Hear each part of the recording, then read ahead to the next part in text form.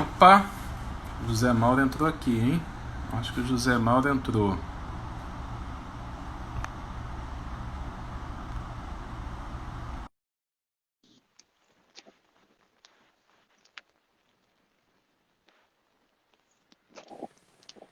Fala, José Mal. Fala, Razuki. E aí, meu camarada, tudo bem com vocês? Beleza? Como é que estão as coisas aí? Tá tudo certinho? Tudo beleza. E aí, Tudo tá me ouvindo tranquilo. bem? Ouço você super bem. Você me ouve bem? Tá ótimo, tá ótimo. Me dá só um segundinho aqui. Deixa eu ajeitar aqui Claro. minha arataca aqui que eu fiz aqui para ficar. Aí, acho que assim fica melhor. Então, o pessoal tá entrando aí, hein? Acho que você tem muito fãs, José Mal. Não, as pessoas estão entrando. A Clarissa já está me dando um beijo, saudações. Ô, Clarissa, tudo bem, querida? Como vai? Tudo bem? Né? A pessoa está Olha entrando aí aí. devagar aí, né? Acho que a gente vai ter, pessoal, sexta-feira, né? É, sextou. Olha aí. Oh, que beleza, hein? Um Então, brinde a todo mundo, né? Sexta-feira trabalhamos, demos aula o dia inteiro, então agora tá bom, né? isso aí é o quê? Um licorzinho?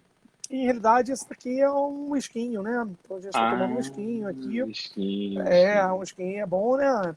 Tá frio aqui no Rio de Janeiro, né? Rapaz, tá frio demais, né? Você vê que É, a gente aqui. Hoje eu conversei com uma pessoa lá em São Paulo, logo cedo, pelo Zoom, né? E ela tava de casaco dentro de casa, porque um frio assim absurdo. Agora, se a gente está sentindo frio aqui no Rio, imagina lá em São Paulo, né? pois é, mas se bem que tem feito frio à noite, né? A gente tem sentido muito Sim, frio, né? Então a gente fica meio assim, né? E aí com eu dei certeza. aula hoje o dia inteiro, né? Eu estava com meus alunos de mestrado, até agora com eles, aí entrei também respondendo os nossos alunos aí. E aí, enfim, estou aqui agora para conversar com você que é meu grande amigo, muito obrigado pelo convite. O pessoal está dizendo que no Sul tá bom, né? No Sul tá ótimo, né? Sim, dá até sim. para você abrir a janela, né? Agora, né? Eu imagino como é que será. Essa época sempre fez frio mesmo, né? Pois Mas é. então, assim, a ideia dessa live, como todas as outras que eu venho fazendo, na verdade, essa é um pouco, digamos, mais light, pelo fato até de ser o propósito ser esse mesmo, né? De ser um bate-papo e o fato de a gente ter marcado sexta-feira, né? Ter sido proposital para a gente dar aquela aliviada, né? Depois da Uhum. semana, de uma semana puxada. Mas essa acho que é a terceira live que eu faço essa semana. Eu fiz uma sobre mediação de conflitos, envolvendo finanças e filosofia. Fiz uma sobre finanças comportamentais, com um professor lá da Universidade do Porto. Foi bem legal o papo. Uhum. E agora esse papo aqui que a gente puxou com o tema eudaimonia, né? E o interessante é que muita gente me mandou mensagem falando, pô, mas nunca ouvi falar nesse termo. O que seria eudaimonia e tal? E, e assim, queria começar falando um pouquinho, não sei se você quer Não, se pode apre... começar, Razuco. É, Faça as honras da casa. claro. Eu tô fazendo um doutorado em filosofia, né? Minha formação não é em filosofia, sou engenheiro de produção, tenho mestrado em administração, a gente dá aula junto lá na FGV, né? Uhum. E a nossa abordagem, apesar de ser na área de administração, ou por ser, né, na área de administração, ela é uma abordagem bastante interdisciplinar, né? Eu acredito, pelo menos nisso. Sim. A gente está lidando, na maioria das vezes, com tomada de decisão. Então, a pessoa, né? Quem toma a decisão são pessoas, apesar de que hoje, cada vez mais, a gente tem máquinas aí sendo programadas para tomar decisão. Mas, mesmo que sejam as máquinas, quem vai programar essa tomada de decisão são as pessoas, né? Então, assim, Uhum. a tomada de decisão, ela sempre acaba passando por pessoas e a gente entender, né, que essas pessoas têm questões, né, emocionais, questões cognitivas, questões de valores pessoais, isso tudo ajuda na hora de a gente ensinar, seja finanças, seja marketing, seja operações, seja estratégia, o que for, num curso de graduação, mestrado, doutorado em MBA em administração. Então, como a minha ideia é sempre trabalhar de uma forma interdisciplinar, eu tenho buscado uma aproximação especialmente com a filosofia, que é justamente o ponto que eu estou agora. E aí esse termo eudaimonia é um termo provocativo porque ele é um termo grego, né?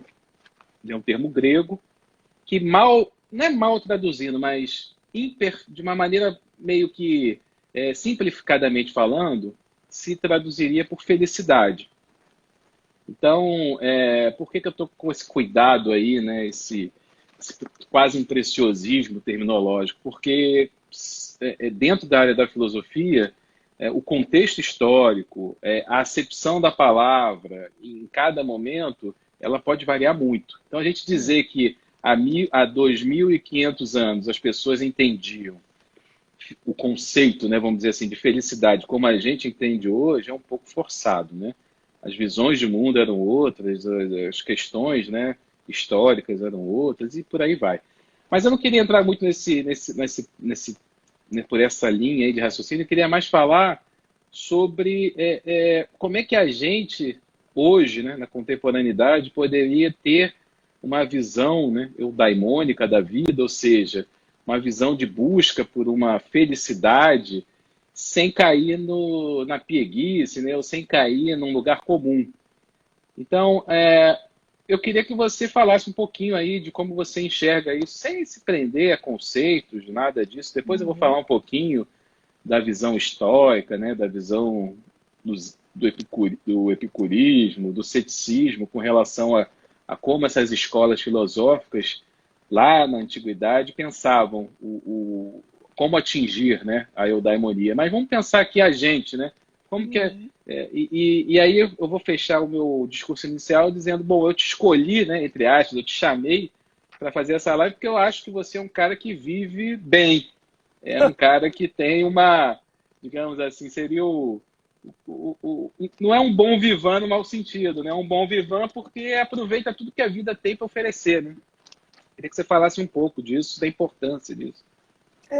Arrasou. Em primeiro lugar, agradecendo muito o teu convite. Você é um cara que eu gosto muito de você, admiro muito você, né? Curto bastante seu trabalho. Eu acho assim muito interessante o teu percurso, né? Você que fez um percurso, quer dizer, de engenharia e depois foi estudar filosofia, foi a Portugal estudar.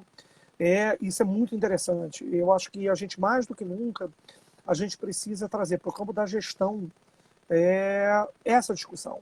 Como você falou muito bem, hoje é uma enorme discussão acerca dos soft skills, né, para dentro das empresas, para dentro da gestão. E mais do que nunca, a gente está vivendo um momento muito tenso, né? As pessoas estão aproximadamente há quase 3 meses em casa, os níveis de ansiedade são elevadíssimos, e uma série de questões referentes à felicidade e referentes à nossa vida são questões que estão sendo colocadas à prova.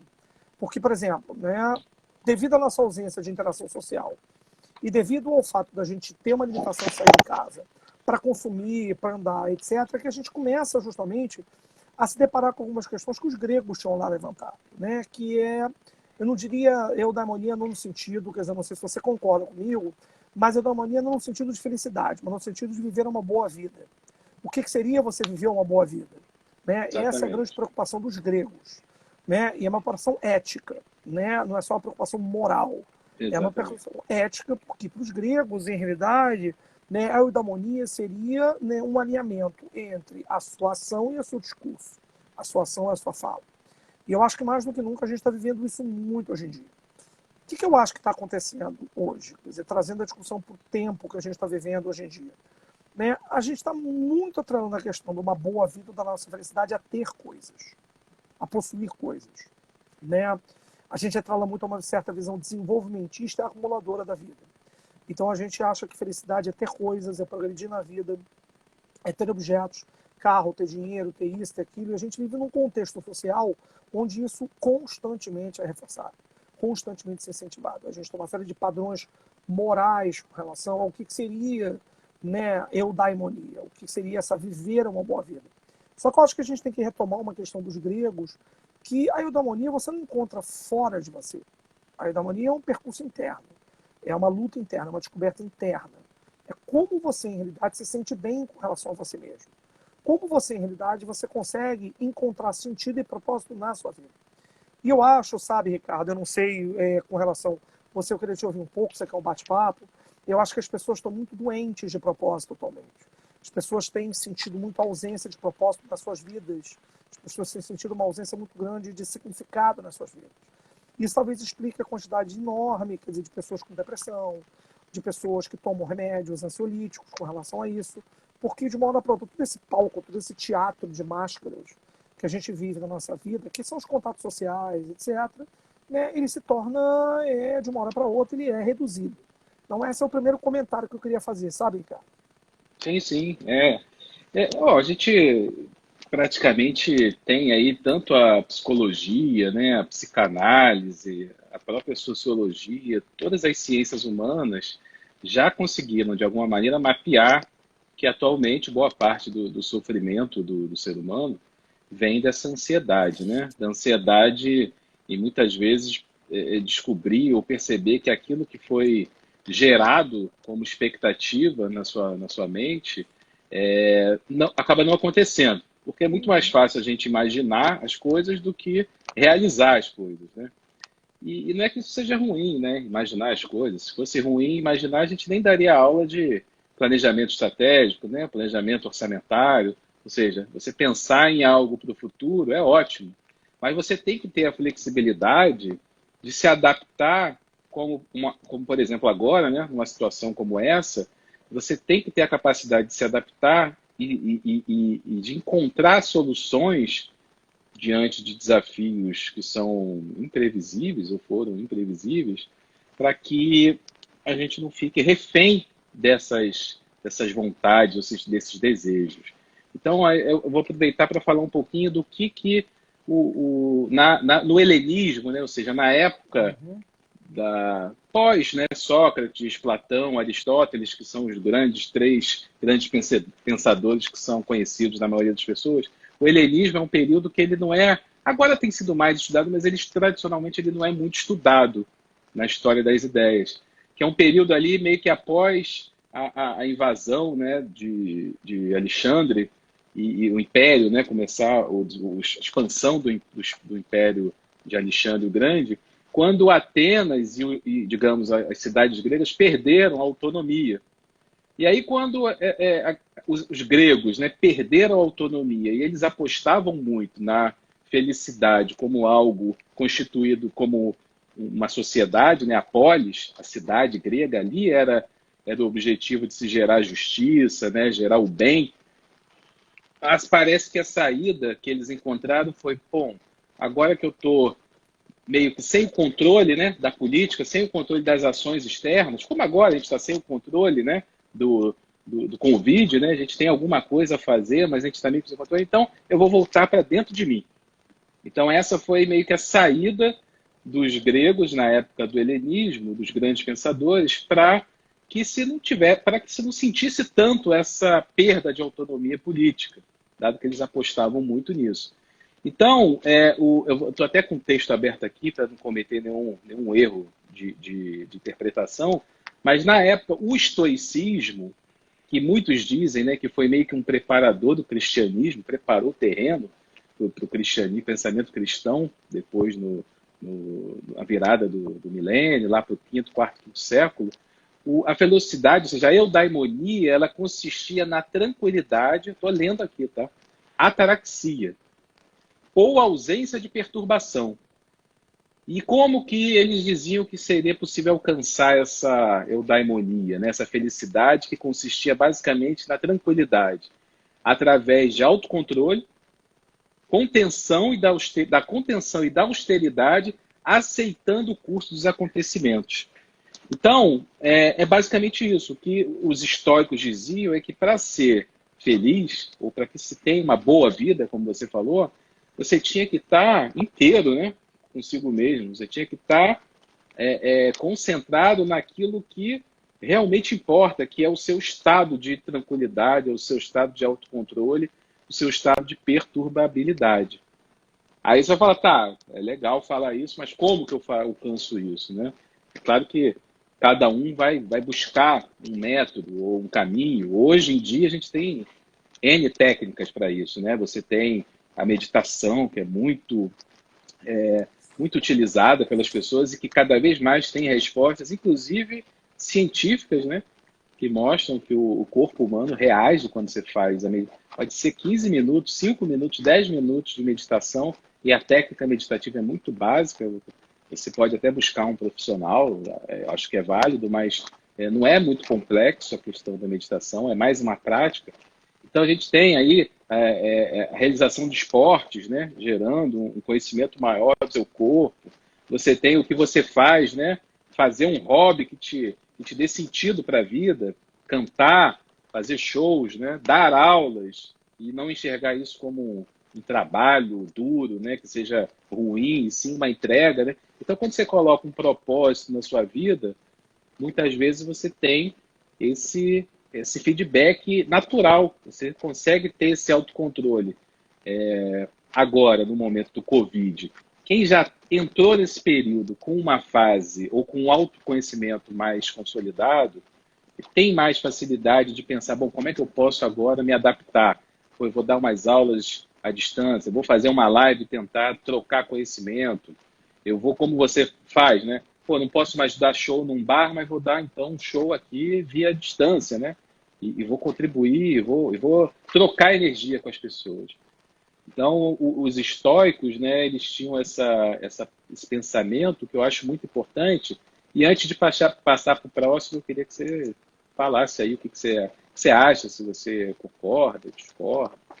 Eu acho que o estoicismo, né, ele atualmente, né, Ricardo, ele tem ganhado é incrível quantidade de livros, quer dizer, publicados sobre o estoicismo. E é como você falou, o estoicismo, a mensagem do estoicismo faz muito sentido em tempos turbulentos, né? É preciso que a gente entenda que, além do conceito de ataraxia, que é o conceito de tranquilidade ou de sensação de cessação de estímulos, a gente também tem o conceito de apatia, né? De apateia, né?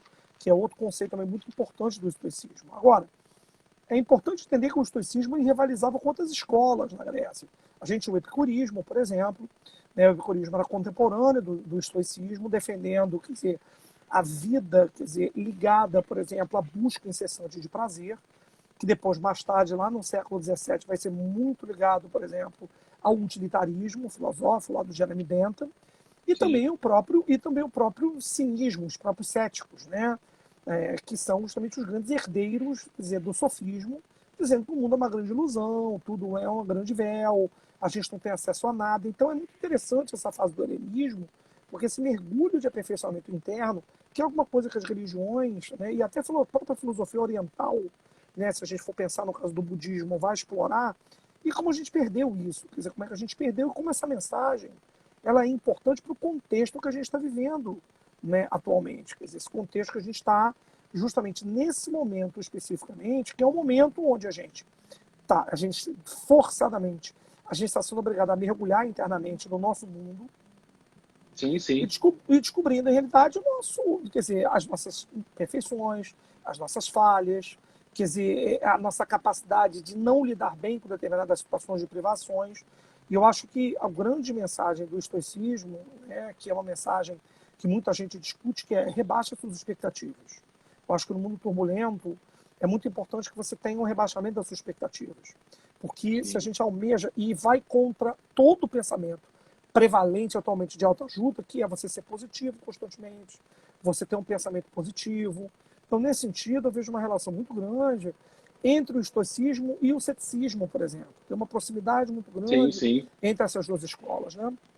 Com certeza, na verdade, até porque tanto o estoicismo quanto o ceticismo e o epicurismo, né, foram escolas que se desenvolveram principalmente nessa época do helenismo. E eu vou falar também um pouquinho do ceticismo aqui, mas basicamente o ceticismo a gente pode entender que ele tem duas grandes vertentes. Você tem o ceticismo dialético, que é aquele ceticismo que tem muito mais um poder combativo, né? Ou seja, você quer combater o dogmático no sentido de quase que desmascarar ele, de falar, olha, cara, o que você está dizendo que é verdade aí, não tem como você provar que isso é verdade. Então, vamos baixar a bola e vamos conversar aqui de igual para igual, porque cada um tem uma visão de mundo. Esse seria, digamos, o ceticismo dialético. O ceticismo terapêutico, ele seria uma coisa mais suave, né? Uhum. Ele seria uma abordagem mais, como se fosse quase que uma medicação que o cético traz para o dogmático, no Uhum. sentido de mostrar para esse cara que existem outras maneiras de ver o mundo, né? E que ele até pode ter a sua fé, claro, não estamos falando de fé aqui, estamos falando de conhecimento, né? De epistemologia, vamos dizer assim, ética e por aí vai. Uhum. Mas um ponto aqui que me chamou a atenção quando se falou, né, da pessoa acabar tendo um contato maior consigo mesmo nessas épocas, era muito do que o Sócrates, né? Ele pregava na Ágora, lá em, vamos dizer, chegou a Pituca quer participar, minha cachorra.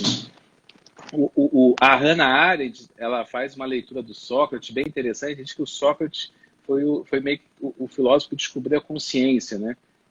Claro que não chegou, não estamos falando de inconsciência, né, Sim, freudiana, que foi muito depois, mas é sim. como se o Sócrates tivesse descoberto a consciência na medida em que ele dizia que o pensamento ele é reflexivo, né? Ou seja, eu posso pensar sobre o meu pensamento. E na medida que eu posso pensar sobre o meu pensamento, né, eu consigo fazer meio que um diálogo do eu comigo mesmo.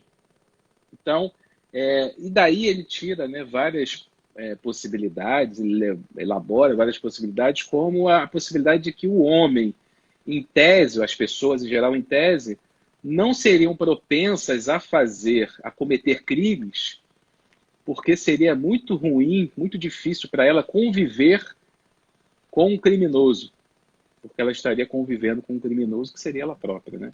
Ela não teria como Uhum. sair, descolar dessa proximidade com o criminoso, e mais, com um mecanismo de projeção, ele enxergaria em todos os demais também criminosos. Então seria um inferno a vida do cara, né? A pessoa Uhum. viver se vendo como um criminoso e ainda... Eu não acho que está muito longe disso, não. A diferença é que as pessoas conseguem amenizar, né, esse tipo de sensação com drogas, né, Sim. com mecanismos, enfim, mentais que iludem um pouco a conduta de cada um. Então, cheguei lá no Sócrates, né? A gente estava falando de Sócrates.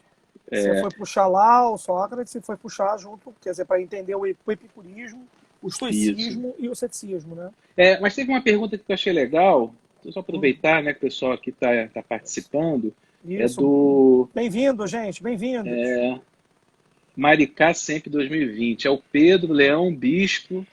Pedro Grande Leão Pedro. Bispo. Como você vê a oração, não importa a religião, como instrumento de se equilibrar? Cara, eu acho assim excelente. Eu acho um mecanismo muito efetivo, né, eficiente. Eu acho muito que a gente tem que respeitar. E eu não estou falando aqui de moralismo, não. Eu estou dizendo que a oração, imagina que não existissem as religiões, que nunca na história da humanidade as religiões tivessem surgido. A gente estaria orando até hoje. Oração é você, né, tá conversando com o universo, né? Você está conversando com alguém, você está pedindo que seja alguma coisa, mas não é barganhando, né? Você está se abrindo para a vida, você Hum, está abrindo possibilidades, pelo menos é a visão que eu tenho. hum. Então, a oração para mim é quase uma meditação, né? É quase Sim, é uma meditação um pouco diferente, a minha visão aí bem simples da minha visão simples, né, de algo que é muito complexo. Não sei se você mandando quer. não, mandando um abraço pro Pedrão, o Pedro Leão Bispo, meu amigo, nosso colega de Fundação de Vargas. Pedrão tá aqui, mandando um abraço para todo mundo que está aqui. Carmen Legal. Guedes acabou de entrar aqui. Álvaro Vilarinho, a gente está aqui, todos aqui. A Ciomara também, está todo mundo aqui. Muito obrigado Isso. pela presença de todos. A oração é uma tecnologia do self, né? Uma tecnologia de você se equilibrar, de você se acalmar, de você encontrar propósito. Eu acho, Azul, que para a gente pensar na questão moderna, eu acho que a grande questão que a gente tem que pensar no mundo atual, onde tudo avança com muita velocidade, qual é o nosso propósito, né? Que eu acho que a grande mensagem dos gregos, quer dizer, no momento que você faz, como você apontou, de maneira muito positiva, esse mergulho interno, ou seja, quer dizer, o que, que eu tenho para dentro, porque eu percebo, quer dizer, que a questão ética é uma questão do aperfeiçoamento, pessoal. As pessoas, quando pensam em ética, as pessoas pensam muito em regras a seguir, as pessoas pensam muito em Códigos em morais, né? códigos morais, etc. Quando ele fala de ética, é preciso que entenda que ética vem do ethos grego, que significa forma de viver, ou a conduta. Então, ela é uma luta constante. Se a gente pensa, por exemplo, na questão da Aristóteles, a eudaimonia, né, e você pensar a questão da justa medida, do equilíbrio, que a gente chamaria de temperança, né, isso aí é um aprendizado, isso é uma educação do Sim. espírito. Isso é uma educação do espírito. Né? Aliás, Isso isso é um caiu. aperfeiçoamento interno. Esse foi um tema que caiu na minha prova, uma prova de ingresso de doutorado em filosofia na UFRJ, foi sobre a virtude como mediedade em Aristóteles, né, na Pois Ética é, Nicômaco. pois é. Então, eu acabei, já tinha lido Ética Nicômaco, mas eu precisei estudar, né, com mais calma, e li os Uhum. comentários dos especialistas. E é muito interessante como ele procura escrever ali de maneira bem, até simples mesmo, né, mas de maneira bem elucidativa, o que ele acredita como virtude. Então, ele dá uns exemplos lá de, por exemplo, a coragem como uma virtude, né? E por que a coragem é uma virtude? Porque se você extrapola o sentimento de coragem, passa a ser um sentimento de temeridade, né? Sim. Ou seja, você vai para um campo minado sem ter nenhuma preocupação. Isso não é coragem, isso é uma Uhum. temeridade. E ao mesmo Uhum. tempo, se você extrapola para menos, né, você também você vai ser um covarde. Aham. Então, o que seria a coragem? Seria um ponto intermediário entre a covardia e a temeridade. E isso seria meio que um processo de retroalimentado. Você vai testando, né? Você vai Sim, aprimorando e é uma busca eterna. Não tem sim. fim isso. É que nem É a a gente famosa, quando...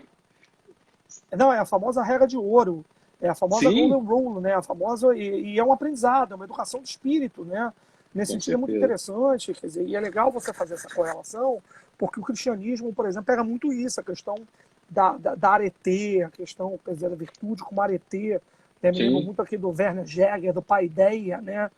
O famoso calhamaço do Werner Jäger, que todo mundo que estudou filosofia, todos nós lemos, a questão da importância da arete, como sendo o aperfeiçoamento do espírito, porque a ideia do homem grego é a ideia do homem virtuoso, do homem sim. equilibrado, da justa medida, que é alguma coisa que está tão em falta nos dias de hoje, né, Ricardo? Eu acho que isso a gente fica tão. O que menos falta no mundo de hoje, quer dizer, é a ataraxia, né? É, Digamos, a justa medida, a golden eu vou... rule. Quando eu vou chegar ali na visão dos céticos, né, do processo para chegar na eudaimonia, e aí eu acho que a gente volta a esse ponto, porque eu acho que é bem Isso. importante esse ponto. Mas antes eu queria passar pela ética epicurista, como eu Aham. fiz com o estoicismo. Eu vou ler aqui para não cometer nenhuma imprecisão. Eu estou lendo Uhum. aqui um livro do professor Danilo Marcondes, Sim. que é meu professor na PUC. Foi meu E aí, professor na PUC também. Foi meu também, professor né, quando eu fiz doutorado em psicologia, eu assisti todas as cadeiras do Daniel Marcondes na PUC. Danilo é fantástico. Danilo é espetacular, né? Danilo é espetacular. Então, estou lendo aqui Iniciação à História da Filosofia dele, e aí tem uma parte o capítulo sobre helenismo. Então, falando do estoicismo, ele fala o seguinte, e aí eu acho que tem tudo a ver com vocês, né, mano? Ele fala o seguinte: a ética epicurista, assim como a estoica, postulava como princípio básico a eudaimonia, ok? Obtida pela tranquilidade ou imperturbabilidade, a ataraxia, porém, até aí estava igual, mas porém divergia dos estoicos quanto ao caminho para se chegar a essa felicidade. Então, as duas escolas acreditavam, né, que, ok, eudaimonia é o que a gente precisa buscar, vai ser pela ataraxia, ou seja, pela imperturbabilidade. Mas aí os epicuristas, eles valorizavam a inteligência prática, que em grego é frônesis, Flores. considerando, olha aqui, não haver conflito entre razão e paixão. Então, é como se fosse assim, não haver conflito entre um pensamento mais cognitivo, né, mais deliberativo, e um pensamento mais intuitivo, uma coisa mais emocional, que seria a paixão, né? Uhum. Uhum. E aí ele diz, o homem age eticamente na medida em que dá vazão aos seus desejos, então aquela coisa de não reprimir, né, os desejos, e necessidades naturais de forma, agora que é o ponto, dá vazão aos seus desejos e necessidades naturais de forma equilibrada ou moderada. De novo, a questão aristotélica, né, da mediedade, de forma equilibrada ou moderada. E é isso que garante a ataraxia, ou seja, a imperturbabilidade, a tranquilidade, ela pode ser buscada por meio do prazer, por meio da busca da sensação natural do ser humano e se sentir, né, alegre, disposto, algo prazeroso, mas contanto que seja equilibrado ou moderado, qual o problema, né? Sim, Qual é o sim, problema? sim. E Essa é a aí, questão. e para mim, o grande problema do epicurismo foi que essa valorização do prazer, que é o hedonê em grego, ficou meio mal configurado na história recente, ficou como uma concepção assim de um hedonismo meio vagabundo, sabe? Uma coisa assim, o cara só quer se dar bem, só quer Sim. tomar cerveja, só quer curtir e não tem nenhum... Não é... O epicurismo nunca foi isso, né? Uhum. Então, e eu disse que eu lembrei de você quando eu pensei no epicurismo, porque eu acho que, e eu também, né? Eu acho que a gente pensa muito parecido nesse sentido, que é, claro, vamos buscar prazer sim, né? Como não? E vai ser uma dos fundamentos do meu equilíbrio, vai ser eu ter esse prazer. E um Uhum. prazer, claro, um prazer respeitando o próximo, um prazer respeitando a minha família, um prazer respeitando meus alunos, né? É um prazer equilibrado dentro de uma visão bastante moderada, né? Do Eu acho que o epicurismo. grande barato, Razuca, do epicurismo é chamar a atenção, quer dizer, para o plano das sensações, para o plano sensorial, que é alguma coisa que, inclusive, os próprios estoicos vão discutir quando você, por exemplo, vai ler um Lucrécio, por exemplo, quando ele escreve Da Hero Natura, e ele vai falar da questão do affectum e do infectum, né? Então, as sensações têm um papel muito importante. Eu acho que, em realidade, o grande problema é como é que quais são as interpretações a partir, por exemplo, do século XVII, do epicurismo em prol do utilitarismo, que é aquela coisa da felicidade ao extremo, do prazer ao extremo, e que gera essas interpretações, digamos assim, mais libertinas, né? Mais libertinas no sentido rasteiro, como você falou mesmo, Sim, né? sim. De que no meu entendimento, é uma corruptela do estoicismo. Né? Enquanto, por exemplo, a questão, por exemplo, do estoicismo é muito mais uma questão de você dizer, controle, do autocontrole, da ascese mesmo, que mais tarde a gente vai encontrar, por exemplo, nos sábios do deserto, vai influenciar muito o cristianismo, né? O ideal ascético do autocontrole. No caso do epicurismo, a justa medida aristotélica, no sentido de você saber viver os seus prazeres, de você não renunciar à dimensão sensorial, mas você saber viver isso e saber dar valor. Porque também uma outra coisa importante é que a eudaimonia está muito ligada ao que você atribui como sendo valor para você. Né? Então Sim, ela tem um sim. aspecto, né, muito importante, quer dizer que depois a fenomenologia vai desenvolver a partir do conceito de intencionalidade, o que eu atribuo como sendo de valor para mim. Né? E aí tem interpretações muito interessantes, inclusive disso, de que a felicidade seria justamente atrelada a objetos ou estados dos quais você só sente que ele é necessário se você sente a falta dele. Né? Sim. Então isso é muito importante a gente compreender, essa atribuição de valor. Né? Que eu acho que a gente meio que perdeu essa pedagogia, a gente perdeu meio essa E educação é, sensorial. Né? e é interessante, né? Porque a gente vê isso em praticamente todas as escolas de negócio, né? Quando você Uhum. fala de planejamento estratégico, você vai lá definir missão, visão e um tópico que não pode passar batida é o quê? Valores. Sim. Quais são os valores da organização? E aí a gente fica ali com uma preocupação gigantesca em definir os valores da organização e tal, mas esquece da gente mesmo.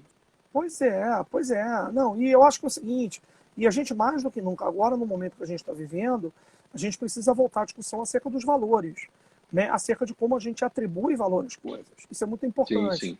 Porque se você fica numa ética puramente sensorial, com uma interpretação libertina, né, libertinagem, né, do epicurismo, me parece que a gente fica muito preso ao plano da sensação e muito menos no plano do É, aperfeiçoamento interno, dessa luta interna, desse aperfeiçoamento interno. Né? Eu acho que isso isso. se perde, né? Então, vou até agora pensar duas vezes antes de eu falar, porque o Richard entrou aqui, o Richard, Ah, né, o Richard está aí, né? Grande espe- Richard. especialista mestre, doutor em filosofia, e eu aqui me aventurando, né, na filosofia. É, Então, vou nós aqui pensar, nos aventurando, né? vou pensar aqui duas vezes antes de falar para não tomar pedrada. Mas o ponto é que você falou de algo interessante, né, do, do, Do do ideal ascetismo, ascético. né? Isso, do Oriente, filosofia oriental, e o Pirro, né, que é digamos, quase que o fundador, né, vamos dizer assim, se pudesse falar que houve um fundador do ceticismo, o Pirro de Elis, ele fez uma viagem à Índia à época. E parece que ele foi muito influenciado por essa viagem. E ele tinha esse ideal, né, de não tomar muito as sensações, o que ele percebia como algo real. E aí tem umas anedotas, né, que o pessoal andava com ele e tinha que tomar cuidado, porque ele podia, de repente, passava uma charrete, dava-lhe uma lambada e ele continuava, assim, tipo, ele era tão compenetrado lá na vida dele que muitas vezes ele perdia a noção da realidade sensorial mesmo. Mas aí o ceticismo, né, ele tem um processo interessante que a gente pode... Eu estou pegando aqui de novo o livro do Danilo, porque é muito interessante. Ele diz que o ceticismo ele começa com uma busca, né? Ou seja, as éteses, a busca por um valor, por uma verdade, ou por um conhecimento. E aí chega um momento que a pessoa ela entra num conflito, que a gente vai chamar de diafonia. Conflito de quê? De teorias, né? Cada um diz uma coisa, não, a felicidade vem por aqui, os meus valores corretos são esses. E aí o cético fala, bom, mas está tendo aqui um problema, porque todas essas teorias aí, elas têm uma equipolência, uma isosteria, ou seja, elas são equiprováveis, ou elas têm igual valor, até porque os critérios que elas utilizam, não são critérios absolutos, não existe, né, um critério absoluto. O critério para definir uma teoria advém da própria teoria, então você gera meio que um ciclo vicioso ali. Tautológico, né? Era uma tautologia, né? Uma tautologia. Ou um regresso ao infinito mesmo. Você nunca chega numa premissa inquestionável. E aí que vem, acho que a sacada da corrente cética, que é, bom, então, já que eu não tenho nenhuma teoria onde eu me agarrar, né? Ou seja, já que eu não tenho nenhum código onde eu me agarrar, ou eu não quero, eu vou suspender temporariamente o meu juízo, que é o éporre, né? Grego. E aí, quando eu suspendo temporariamente, né? Ou seja, eu meio que me coloco acima das teorias e eu vou observando e eu encontro a tranquilidade aí. A ataraxia do ceticismo veria justamente de uma suspensão do juízo. Uma suspensão do juízo. E por isso que eu falei que a gente ia acabar caindo naquele ponto, né, dos tempos atuais, que o que está acontecendo é justamente o contrário na sociedade, né? Ninguém está suspendendo nada, está todo mundo descendo a marreta no outro, né? Eu que sou certo, eu que tenho a teoria que explica tudo, e aí não tem ataraxia nenhuma, né? É intranquilidade, imperturbabilidade o tempo inteiro.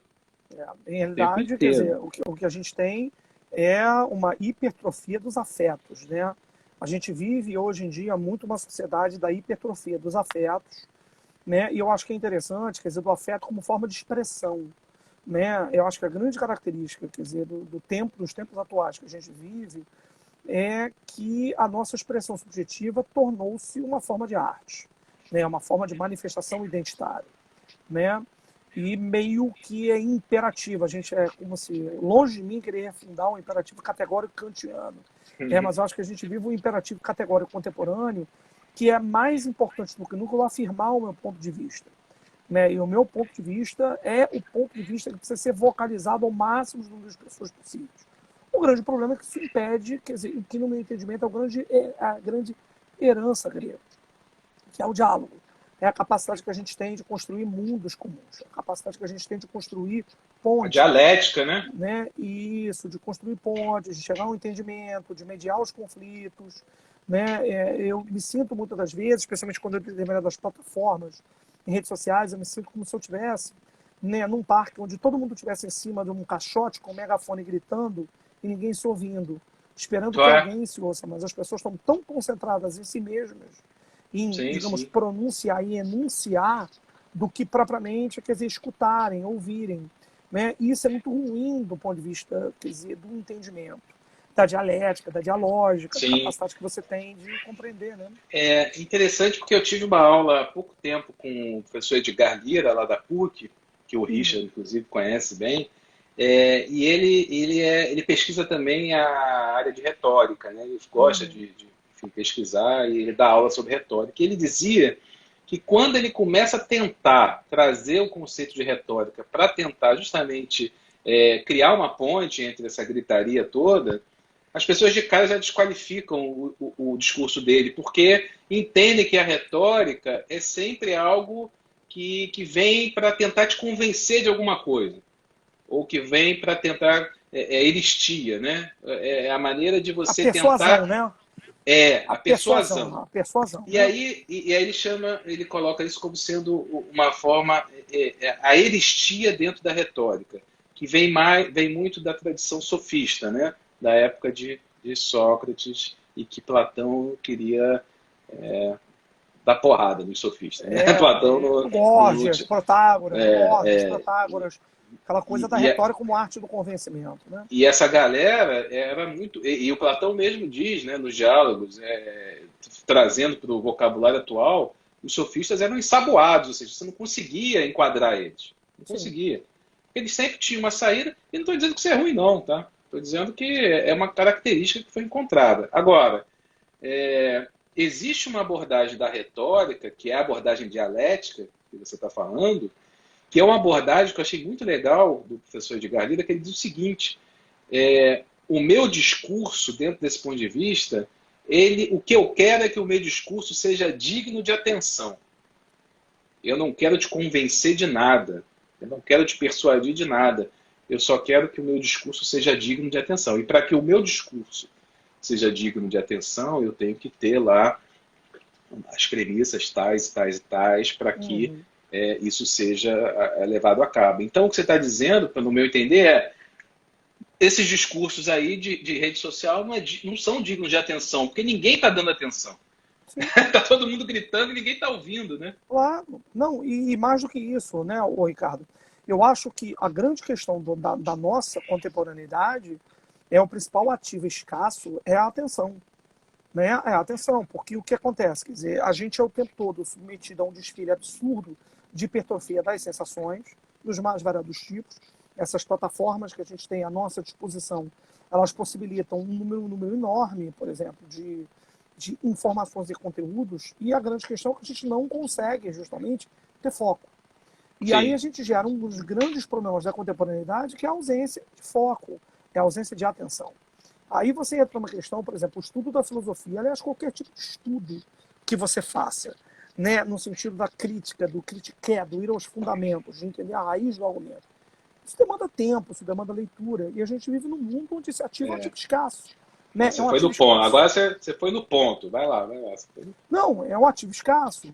Então, em realidade, quer dizer, a gente que está aqui numa sexta-feira, né, com os nossos amigos aqui, nossas pessoas nos assistindo aqui na nossa timeline, preocupadas, por exemplo, em justamente pensar na questão dos fundamentos, das dificuldades que a gente vê, como essas dificuldades são historicamente colocadas, né, porque essas dificuldades que a gente vive hoje não são nossas. Elas vêm desde a época do helenismo, quiçá de outras civilizações orientais, etc. Né? A grande questão que a gente tem que pensar hoje em dia é como é que a gente cria uma pedagogia do espírito, como é que a gente educa o nosso espírito e como é que a gente desenvolve, por exemplo, novas habilidades e competências que nos ajudem, por exemplo, a lidar com um mundo cada vez mais complexo, cada vez mais turbulento, cada vez mais instável. E essa coisa da éporré, né, essa coisa da suspensão, né, da atraxia, de você que a gente pode chamar de um freio de arrumação. Tipo assim, deixa eu sair do campo das paixões, no sentido da pura potência, mas não na potência positiva, né? Mas na potência, digamos assim, que tira o seu foco, tira a sua atenção. Né? Você sair desse campo e você poder ter um entendimento de todos os aspectos da questão, me parece que é um dos grandes desafios hoje em dia para a gente, né? Como professores, como profissionais, que a gente lida com um mundo com excesso de informação hoje em dia, né? Sim. E aí você também vai saber muito mais do que eu, porque, se eu não me engano, a sua formação ela é em psicologia, né? Isso, eu sou psicólogo. Doutorado na área. Então, a psicologia cognitiva, que é uma área pela qual eu me interesso muito, porque tem muita conexão com a economia comportamental, né, e finanças comportamentais, que é uma área na qual eu atuo, leciono. A psicologia cognitiva explica muito disso, né, dessa questão dos escassos recursos que nós temos, né, recursos cognitivos, e aí é por isso que eu estou chamando a atenção a isso. Você falou da atenção, né, da memória. Todos esses recursos, eles são recursos escassos no ser humano. que é escasso? Não é que não tem nada, é que tem um limite, né? Você não consegue estar atento a todas as informações o tempo inteiro, você não consegue estar calculando tudo a todo momento, e isso vai ter implicações no mercado financeiro, nos investimentos, você vai ter implicação nas finanças corporativas, você vai ter implicação no planejamento financeiro pessoal, e eu estou falando aqui só da área de finanças. Agora, Sim. isso leva implicações para a vida como um todo de cada um, né? Para a Fronesa, Porque né? Para a vida prática, né? Para a para a Fronesa, vida pra vida prática. Então, como é que você toma a decisão se eu não posso parar a cada instante para decidir entre... Até o professor que eu conversei recentemente, o Júlio Lobão, de Finanças Comportamentais, e deu esse exemplo. Pô, eu vou no supermercado, tem 30 pastas de dente. Eu não vou não vou criar um algoritmo para decidir qual é a melhor pasta de dente. Eu vou pegar lá uma que eu acredito que vai me satisfazer.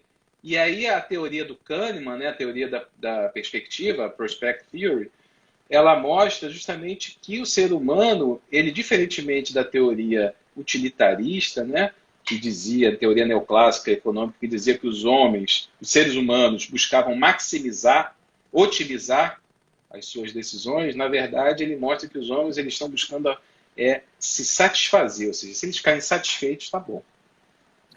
Em realidade, a gente lida mal, né? Porque eu acho que o grande barato, por exemplo, da psicologia cognitiva é você lidar com a limitação cognitiva do nosso aparato cerebral. A gente não consegue lidar com muitos elementos de informação.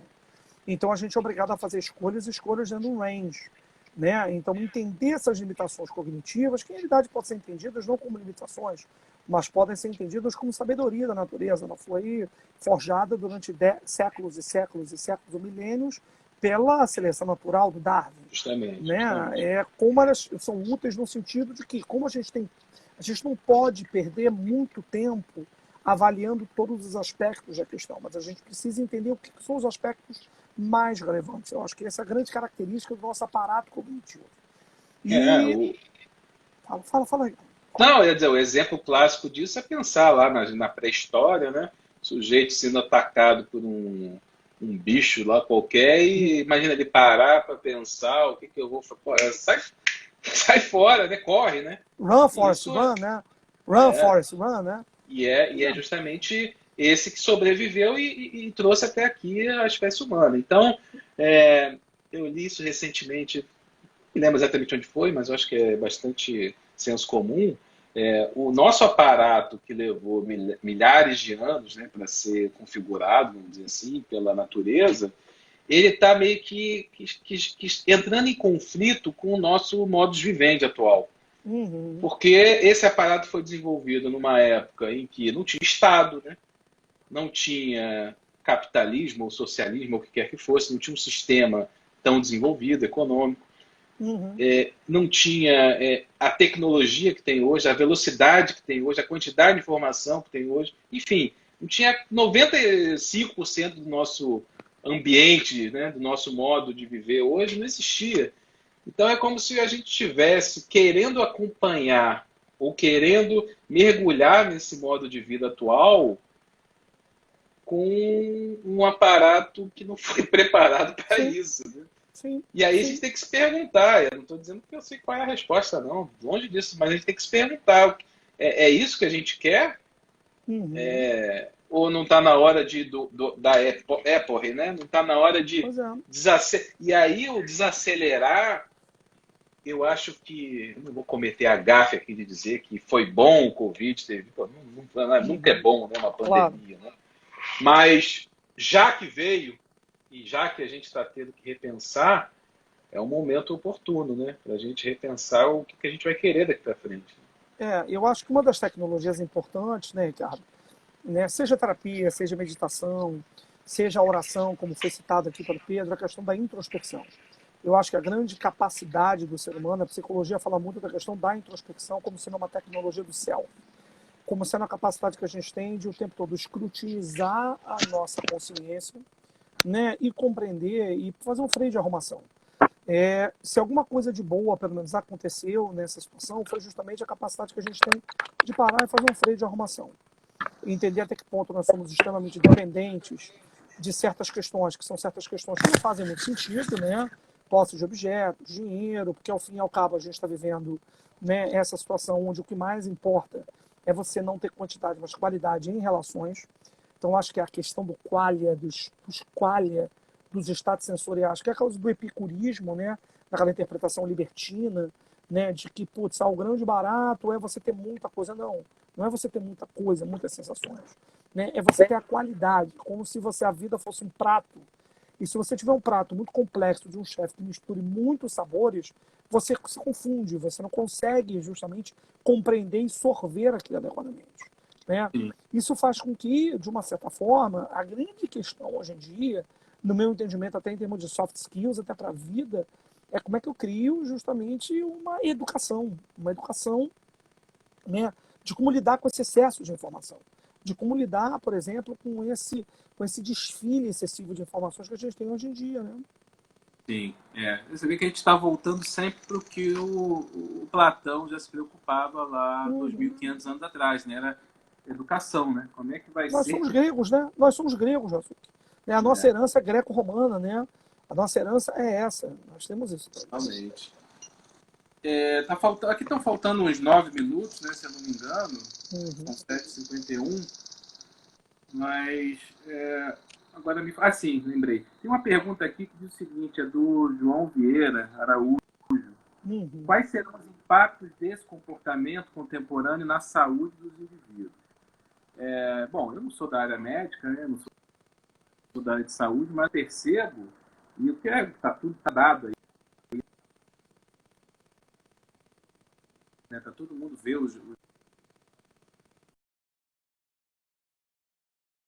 indicadores de saúde pública, as pessoas mais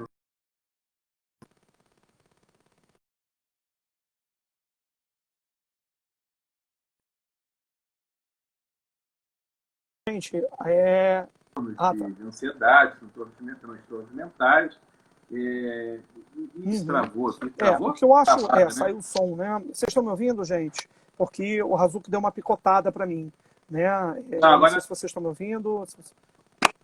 Fala, Razuki, repete foi. o teu raciocínio que Voltou? você falou. Voltou? Repete teu... Voltou?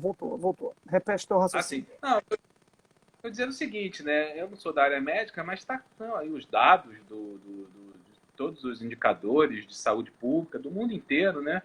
Aumentando os transtornos mentais, os transtornos de ansiedade. E isso tudo gera impactos.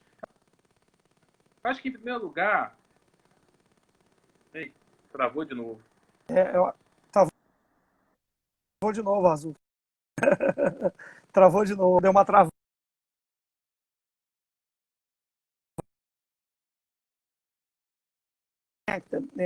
Como o Razuki falou, acho que voltou, Razuki. Acho que você voltou. Você voltou. Rapaz, vou ter que trocar essa rede aqui de casa, pô.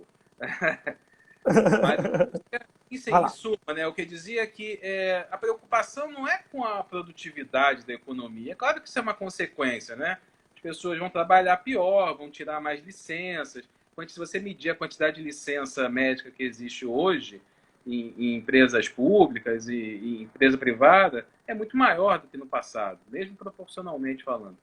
Então, assim, Uhum. claro que vai haver impacto na economia, mas eu acho que o ponto é o ser humano, né? A gente não quer que as pessoas sofram, né? Então, pô, Sim, eu tô preocupado comigo, com o meu semelhante, eu quero que todo mundo esteja bem. Então, sim. qual é o impacto? Eu acho que o impacto é esse, e aí existem pessoas, muitas pessoas estudando, né? Como afetar, como melhorar esse comportamento. E, de novo, vou voltar para a filosofia, né? Existe um grupo Uhum. de filosofia da tecnologia que também liderada pelo professor Edgar Lira, que pesquisa justamente isso, quais são os impactos, né, desse mundo louco que a gente vive e o que a gente tem, o que a gente quer pensar, né, para frente, em termos de tecnologia.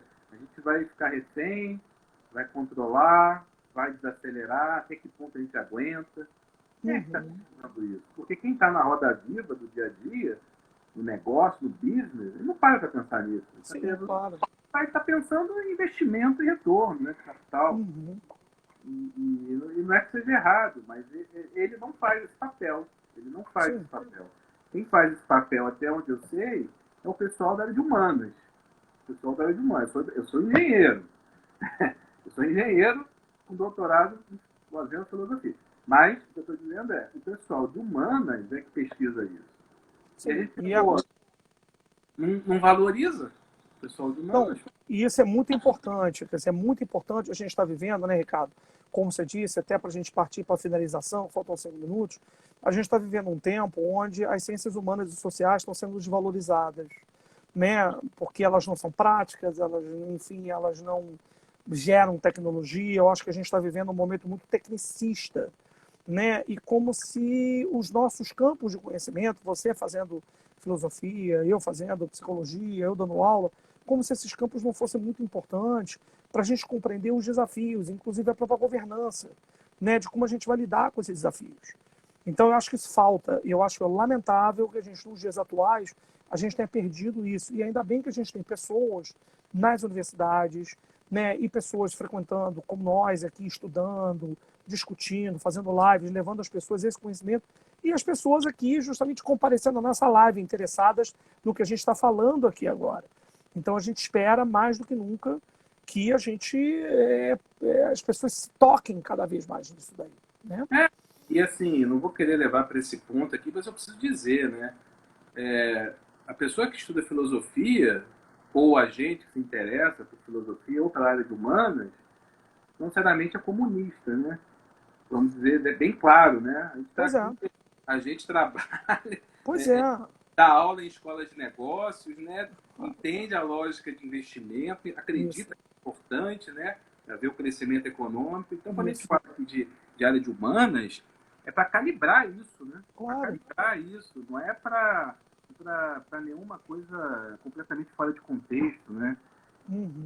E aí, eu falando aqui de controle, né? Tudo, eu me lembrei do Heidegger, que foi um filósofo alemão, que ele fazia a diferenciação entre dois tipos de pensamento: o pensamento calculativo e o pensamento meditativo.